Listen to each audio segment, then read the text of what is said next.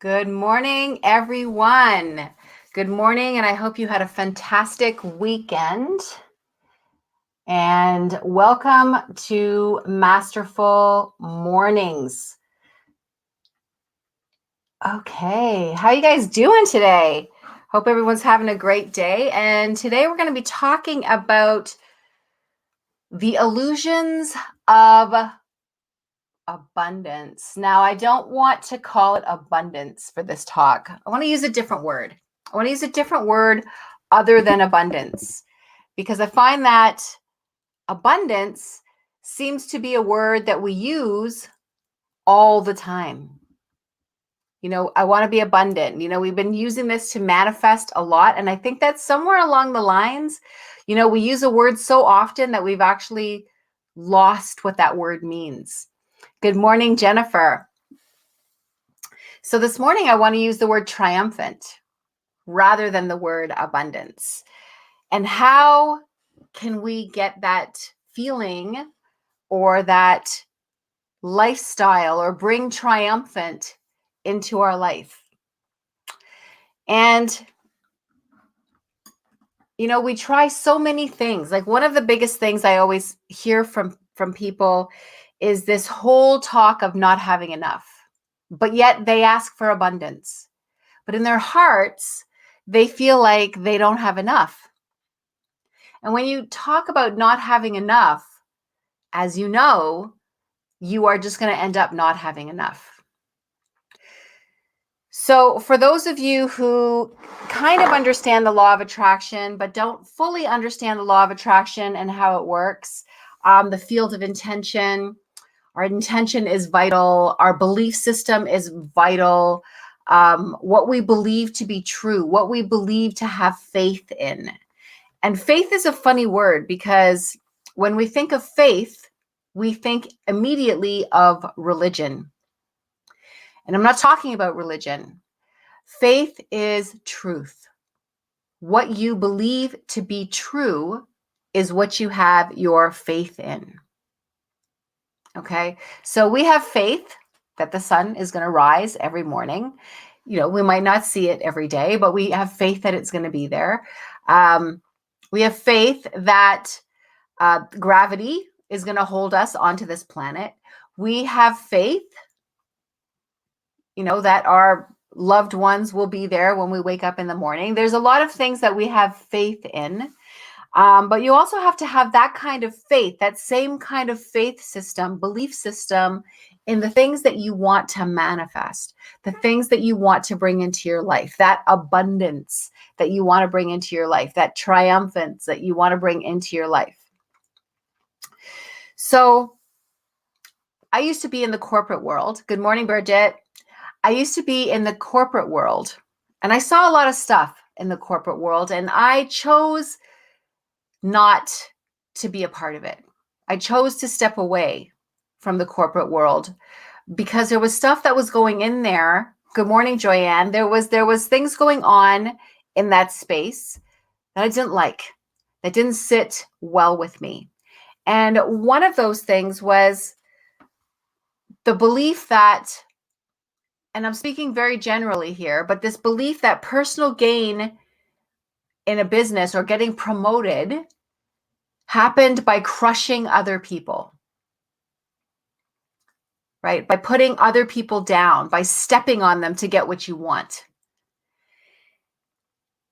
And to elevate themselves, they felt to elevate themselves, they needed to find fault in others. I've seen this as a management technique. I have seen this, CEOs do this. I've seen presidents of companies do this. I've seen people who are trying to rise to management positions do this. I've seen, people who work in a team environment do this.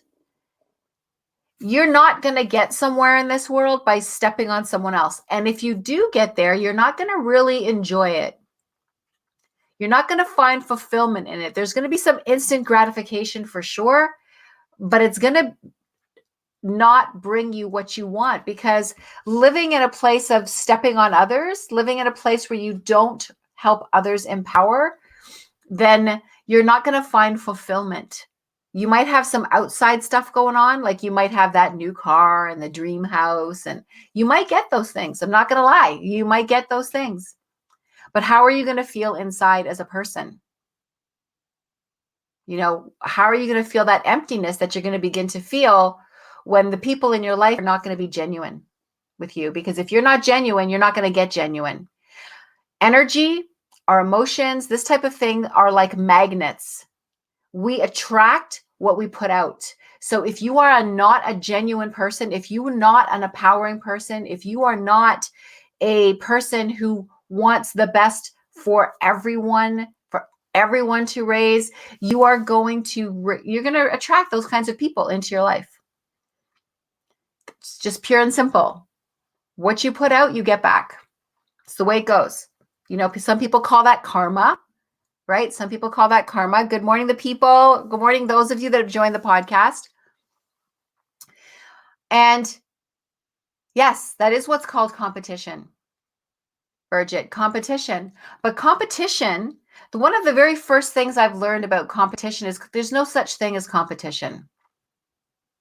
When I first started doing my practice, I also had a show that I did on YouTube called The Chakra House of Healing, where I would interview other practitioners, where I would interview other people who were working with people, other practitioners, other coaches. And the very first thing everybody would ask me is, don't you worry that they're going to take your clients? Don't you worry that, you're going to give them business that you could get? No, not at all. Because there's enough people to help for everyone. There's enough money for everyone. There's enough. We're never going to run out. There's enough. So because I help somebody else doesn't mean that they're going to take from me. Maybe they will if that's their way, but then that person was never meant to come to me. And that's okay. I'm okay with that. Good morning, Tina. I'm all right with that. I just want to see people get helped. I just want to see people, I want to see people raise. I want to see people feel better about who they are. It doesn't matter if I do it or not. Of course, I want to be the one to do it. I want to help them, but I might not resonate with everyone, and that's okay. That is perfectly okay. So personal gain is not made by crushing others. My son told me that he learned in the US, the second is the first loser. No, I'm sorry. Nobody loses. There are no losers. And there are countries that believe that type of thing. But the minute that we create division between winner and loser, the minute we create division between black and white, the minute we create division between this person and that person, then we are creating separation. And separation comes from ego. Right? If you're talking about, okay, he might be talking about, I think they're talking about sports. There is somebody who might come in first in sports, but that doesn't mean that someone lost, because those people who participated in that sport, they're the person that they're competing against, what they want to do is make themselves better. I'm not doing it to crush that person. I'm doing it to beat my time. I'm doing it to become better. It's all in how we look at it. By giving power to competition, you are actually taking away energy from yourself. You're sending your power to that thing. You are sending your power to the competition rather than empowering yourself.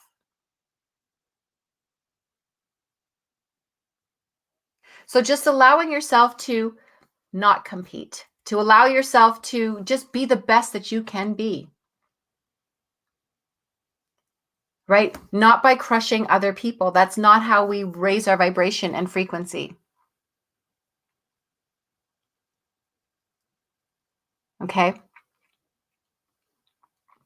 So there's two ways, I guess, that you can be the best in the room, if that's what you're looking at, is being the best in the room. One, you can just shatter everyone else. That's a way, I guess. I guess you could try that. Or you can work on yourself to grow. We always have to remember, in this society, we have been taught, and I'm talking not just, Canada or the US, I'm talking about humanity. We have been taught that we are separate. It's been something that's been ingrained in us. This person is better than that person. This person is more powerful than that person. We have been taught that. But we are all connected. We are all one thing. So competing against someone else is, I guess, competing against ourselves. You just want to be the best that you can be. Right? And if you win that award, I guess, yes, that feels great. That feels great. But also there was people who helped you with that. And everyone worked their very best. So also recognizing what everybody else did. Not like I beat you, you suck. Like I don't feel like that's the way to do it. It's more like, okay, and maybe next time somebody else will do better. And I want to we all competed. We all did our best. Right? If you think you're better, I'm going to tell you that there's someone always better than you. If you think you're the strongest, there's always someone stronger. If you think they're the smartest, there's always someone smarter, because everybody excels at different things. But we should always pick each other up. We worry about things. That's one of the things that also keeps us from being abundant and triumphant, is that the second thing we do is we worry about things that cannot be changed. So there's some things that can't be changed and that you don't have any control over, because the only thing you do have control over, good morning, Sheila, good morning, Valentina, the only thing that you do have control over is yourself. That's it. You can't control one other person. You can guide them. You can give advice. You can pick them up when they fall. You can say, you'll do better. You can do better. I know you can. And you can reach your hand down and help them to stand back up again. You can empower them, but you can't control them. You can't control anyone unless they give up their power and their control. But even then, you can't control their thoughts. You can't control what they're thinking. You can't control how they're feeling.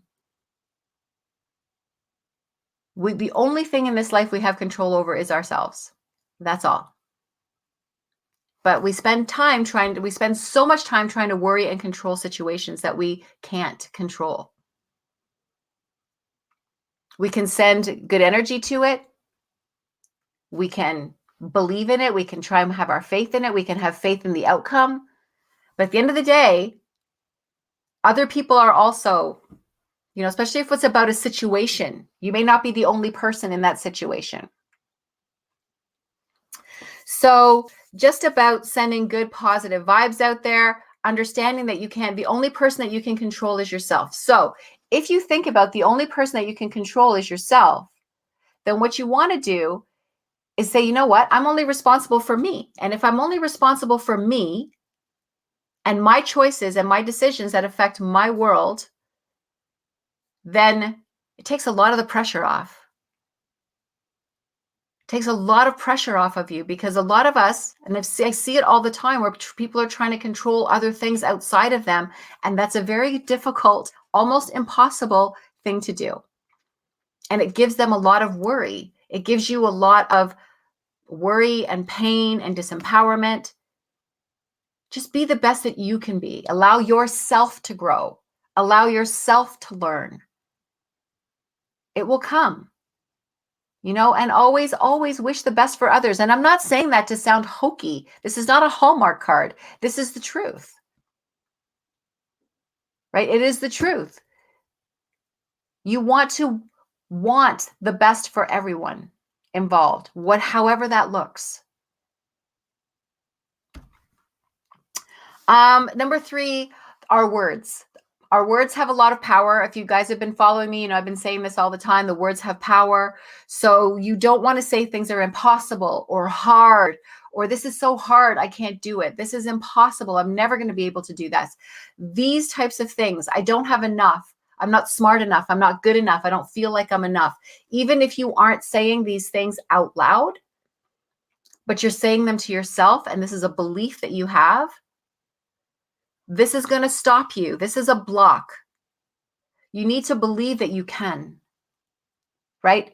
It's like I always say, if you feel like you can't, then you must, right? If you feel like you can't, then you must. So always believing that you can, because opportunities are always there. And even when obstacles show up, they are there to teach you something. There is something to learn in the obstacles, always. They didn't just show up for no reason. We always think of synchronicity and coincidence is always the stuff that's in our favor. That's always the opportunity, is always the thing that brings us something good. But even in the things that show up for us that don't feel so good, that become an obstacle that we need to overcome, there's always something to learn in that. That's also synchronistic. It didn't show up just to mess you up. It showed up to show you something, to teach you something.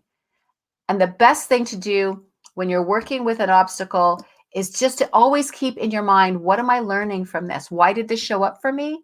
And what was I supposed to learn from this? What's my takeaway here? What do I walk away with? What's that nugget of wisdom that I need here? Okay, so just changing your mindset about that obstacle will also make it easier for you to deal with.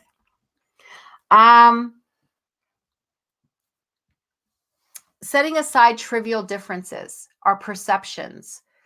We all perceive things different. So I'm sitting here having a talk with you this morning, sharing my perception of how to bring abundance and triumph into your life. And you might understand exactly what I'm saying, how I'm saying it. Others may perceive it different because we perceive things based on our experiences in this world. We perceive things even in the way that we feel that we've been victimized. So that are the things that create our perception. Good morning, Christina and Maya. So perception is kind of a funny thing. I can say something to you and you may completely misunderstand what I'm saying and my intention. That doesn't mean that there's something wrong with me, and it doesn't mean that there's something wrong with you. It simply means that we are perceiving this in a different way because we're perceiving it based on our experiences, our personal experience. So, for example, let's say you're in a relationship with somebody and they don't know how to share. They don't know how to share. Okay. I'm just using this as an example. So they don't know how to share. And, you keep talking to them about, why don't you share this with me? Like, I share with you. Why don't you share with me? And they look at you like, because maybe they were never taught to share. It's not something that they feel comfortable with because it's something that they've never, ever really learned. It doesn't mean that there's something wrong with them. There's something, they just won't share with me. I don't know why they won't do that, right? So it doesn't mean that there's something wrong with them. It just simply means that it's not something that they ever learned to be an important thing to do, because that was their experience. We make the mistake of thinking that everybody thinks like us, like everybody should think like me. No, because how I say things, you're going to experience it in different ways based on your experiences. You are going to understand it different ways. Good morning, Joyanne. You're going to understand it different ways because of your experiences. So right now, she's practicing something. Joyanne King, a friend of mine, is in Mexico, and she's practicing this in Spanish. So I don't know if that means she's saying the words that I'm saying in Spanish or whether she's interpreting it for someone else. But in that interpretation, how she perceives what I'm saying and how she interprets it and how that other person perceives it, there's 3 different thought processes there. Right? So it's that expectation and understanding that people are different. And sometimes those differences don't matter. Like, it's okay. It's okay to be different. In fact, it helps us to grow. It helps us to grow because we see things in a different way, through different eyes, not always through our own eyes. Okay. And number 5, I think, is a really big one. So that's really neglecting learning. We should try to learn something new every day. We should try to read something. And just because you know something doesn't mean that you're executing it. So meaning just because you know something, this happens a lot. You'll be explaining something to someone and they're saying, I know that already. I know that. I know that. Okay, good. What are you doing about it? Because you can know something. We read a lot of self-help books. You watch a lot of videos. If your life is not changing, the very first thing you need to kind of ask yourself is, why is it not changing? I mean, I read these books. I've been watching these videos. I understand the concept, but are you putting them into play? Are you actually executing what you know? What you've learned? Have you tried to execute it? Okay. So knowing things is great. Amazing. Bring in as much knowledge as you can. But the most important part of that knowledge is to actually use it. Okay. And don't condemn things. Condemning things actually closes the door to opportunities. Condemning things because, for instance, I took a certification in some tantric healing. When I first did it, and it was something that I had looked at a few times, when I'd first done it, I went right to the extreme of a part of what Tantra is. And that's like, the Kama Sutra, 3,000 different positions to make love. Okay. And I thought, is this what this is? So, but I thought, you know what? I'm going to go check this out. This is something that I want to understand. The course doesn't sound like that. I'm going to go and learn. It ended up being probably, like, I would put it in my top 3 courses that I've ever taken. Top 3 pieces of knowledge that I brought. And I'm so happy to bring that into my practice now and into my workshops. So, but if I hadn't gone, if I'd condemned it, I wouldn't have learned what this amazing new art. Right? So, condemning something closes the doors to opportunity. You might find that it's something that you really love. So unless you've actually tried it, don't condemn it. Give it a shot. You might find that it's something that was completely unexpected and awesome. And that thing that you needed to know or to feel or to experience. Okay? So don't worry about everybody else's backyard. Worry about your own. Cultivate your own garden. Don't worry about judging other people's gardens. Don't mow someone else's lawn. Worry about your own lawn. And I mean this in a very life sense. If you want to mow your neighbor's lawn in real life, go ahead. But in life sense, it's cultivate your own garden. Don't judge others' gardens. Just worry about your own. Make it the best that it can be. Because sending that judgment and worry and crushing others is actually, it's using up your energy. I mean, we have an abundance of energy, absolutely. But you have this personal energy that you're using, and you're going to burn it in the wrong places. Okay? So you want to use it to empower yourself. You want to use it to grow. You want to use it to learn. Abundance means more than money. That will come. Think about money as an outcome of all of this growth that you're going to do. If that's what you're looking for, maybe your outcome is love, right? So with all this growth that you're going to do, that love is going to come, right? So what is it that you want to be abundant in? What's the end game? And then allow yourself to grow and to empower other people. Okay, so I will talk to you guys later. Have a fantastic day. And thanks for the support and showing up every morning. Awesome for you. Yay.